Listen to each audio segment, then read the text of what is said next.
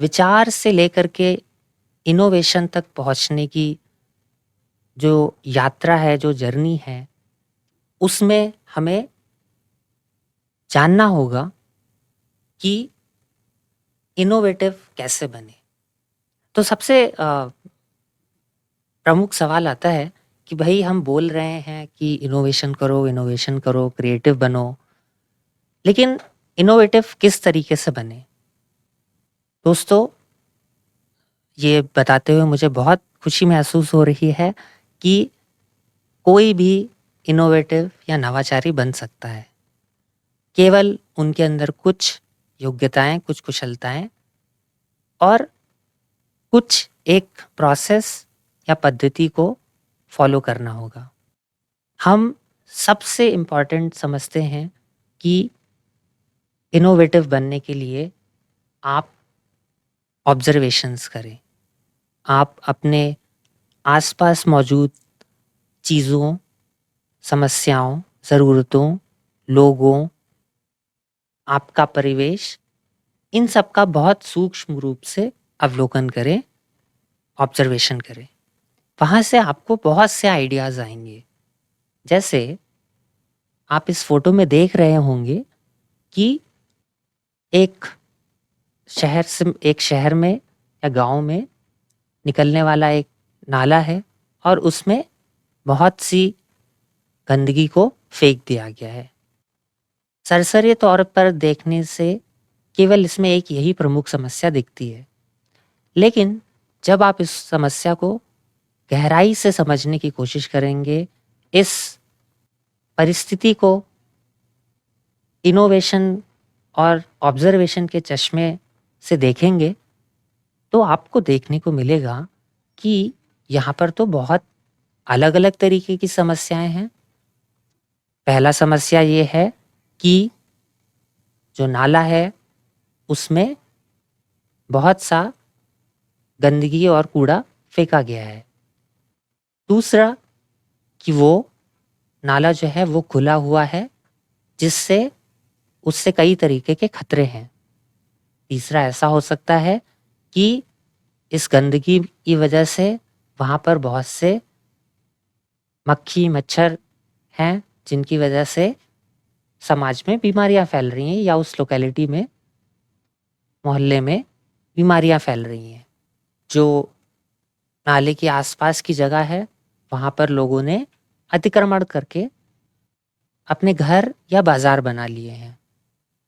लोगों ने इस गंदगी के साथ साथ सड़क में भी बहुत सी गंदगी फेंक रखी है। उस गंदगी, उस कूड़े को फेंकने की वजह से उसको खाने के लिए आवारा पशु और जानवर वहाँ पर आते हैं, जिसकी वजह से और भी समस्याएं पैदा होती हैं। इस खुले नाले में किसी के गिरने का भी डर है। तो आपने देखा कि कैसे एक छोटी, एक सीधी सिंपल सी फोटो में आपको, पिक्चर में आपको इतने सारे समस्याएं मिल गई, और फिर भी क्या आप कह सकते हैं कि किस समस्या पे काम कर रहे हैं? मुझे ये समझ में नहीं आता। आप अगर बहुत गहराई से ऑब्जर्वेशन करेंगे तो आपको अपने आसपास बहुत सी ज़रूरतें और समस्याएं मिलेंगी जिनका इनोवेटिव सल्यूशन निकाला जा सकता है। तो ऑब्जर्वेशन करने के साथ साथ उस ऑब्जर्वेशन को किस तरीके से, इनोवेशन को हमने बोला कि विचार को इनोवेशन में या वास्तविकता में बदलना, उसके लिए डिज़ाइन थिंकिंग पद्धति का प्रयोग करना। बेसिकली आपके पास एक आइडिया है, उसको आप इनोवेशन तक किस तरीके से ले जा सकते हैं, उसके लिए डिज़ाइन थिंकिंग पद्धति का या डिज़ाइन थिंकिंग प्रोसेस का इस्तेमाल होता है। हम देखेंगे अभी गहराई में कि किस तरीके से हम समस्याओं को पहचान सकते हैं, हमारे आसपास जो आइडियाज़ हैं उनको देख सकते हैं, समझ सकते हैं, और किस तरीके से उनको हम हकीकत में या वास्तविकता में परिवर्तित कर सकते हैं। तो अभी तक का कुछ चीज़ें आपको याद रखनी रहेंगी, जिन पर मैं वापस लौट करके आऊँगा। सो ये डिज़ाइन थिंकिंग पद्धति या डिज़ाइन थिंकिंग प्रोसेस है क्या?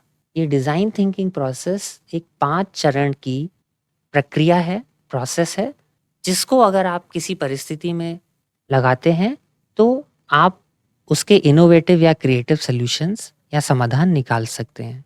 ये डिज़ाइन थिंकिंग प्रोसेस यूएसए में स्टैनफोर्ड यूनिवर्सिटी के डिज़ाइन स्कूल और प्रसिद्ध डिज़ाइन कंपनी आइडियो द्वारा निकाली गई है।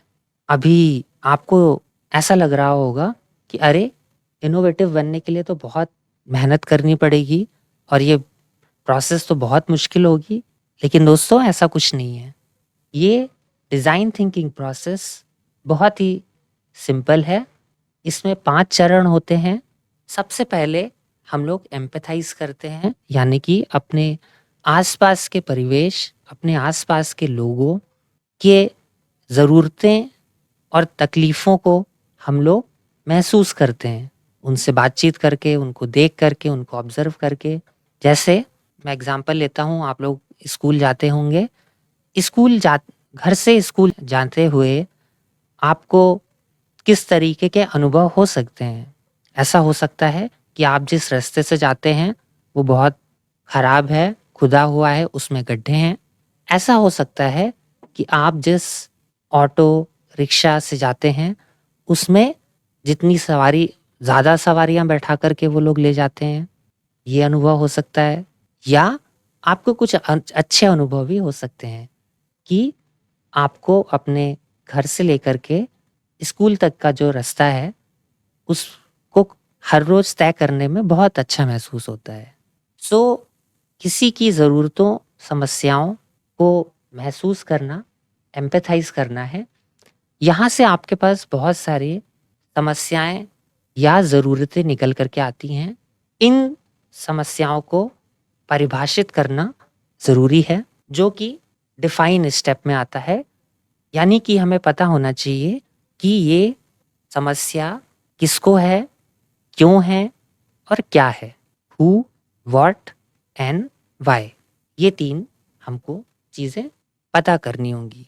क्योंकि अगर हमने समस्या को सही से परिभाषित नहीं किया, तो ऐसा संभव है कि हम जिस समस्या का समाधान निकालना चाह रहे हैं, वो हम नहीं निकाल पाएँगे। जैसे मैं एक एग्ज़ाम्पल देता हूँ आपको कि आपने देखा कि आपके मोहल्ले में जो जगह-जगह पर कूड़ा बिखरा होता है। आपने क्या सोचा कि इसका सॉल्यूशन क्या हो सकता है, इसका समाधान क्या हो सकता है? क्यों ना हम लोग कूड़ेदान, डस्टबिन्स लगा दें, तो वो समस्या सॉल्व हो जाएगी। और आपने वैसा करा भी। लेकिन अगले दिन फिर आप देखते हैं कि अभी भी गली में, अभी भी आपके यहाँ की सड़कों में कूड़ा पड़ा हुआ है। तो क्या हुआ होगा?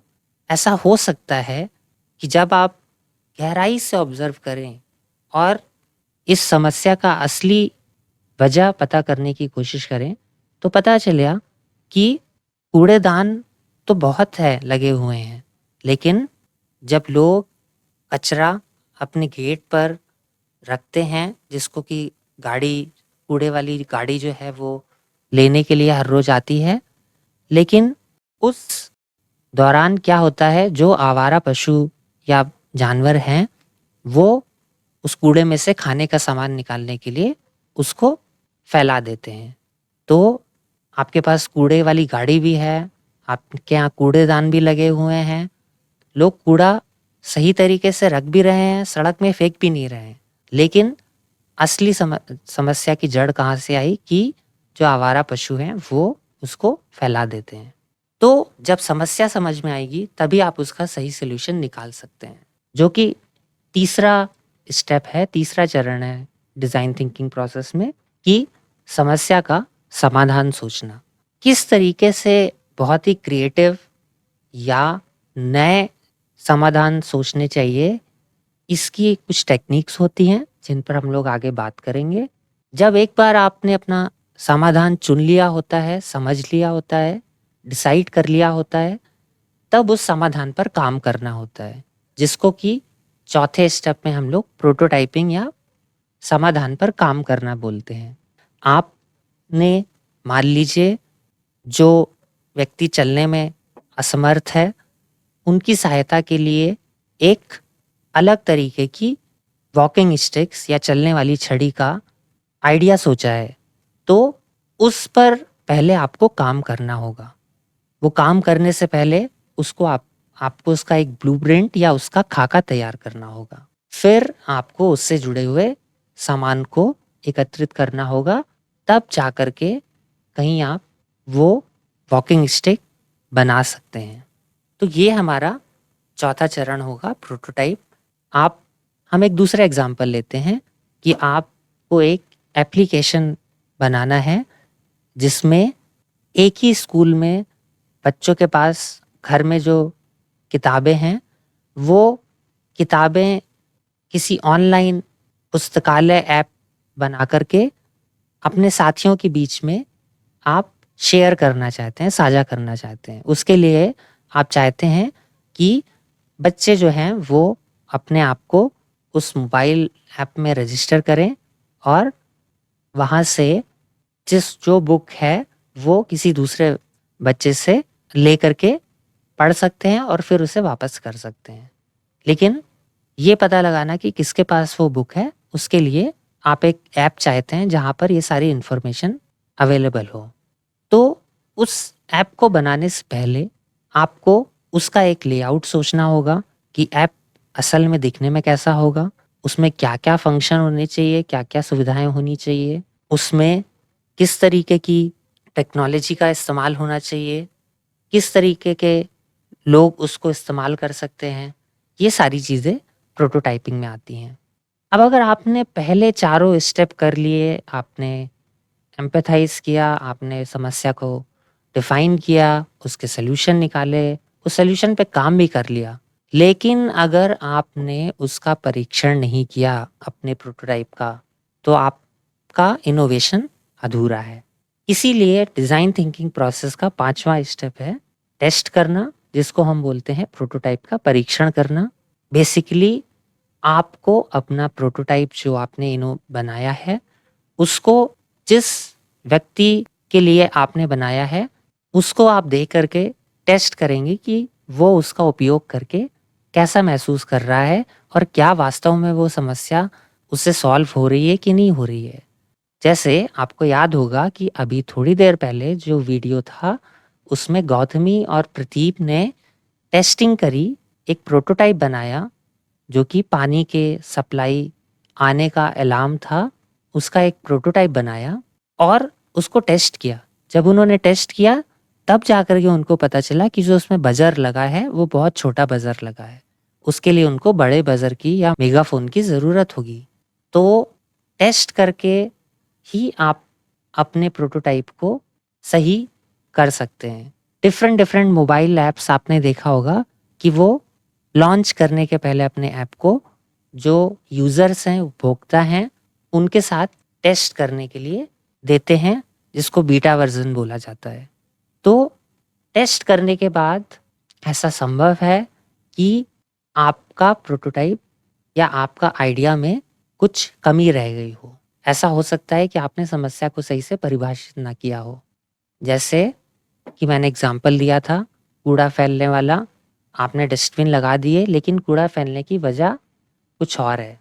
तो आपको दोबारा उस स्टेप पे जाकर के समस्या को परिभाषित करना होगा। ऐसा हो सकता है कि आपने समस्या का जो समाधान सोचा है वो काम नहीं कर रहा है, तो आपको फिर से उसके सॉल्यूशन सोचने होंगे। तो ये एक प्रोसेस जो है वो एक साइक्लिक या चक्रीय प्रक्रिया है, जिसमें ऐसा ज़रूरी नहीं है कि एक के बाद एक आपको यही स्टेप्स लेने हैं।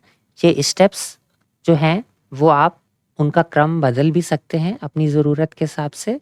तो ये कुछ चीज़ें डिज़ाइन थिंकिंग के बारे में।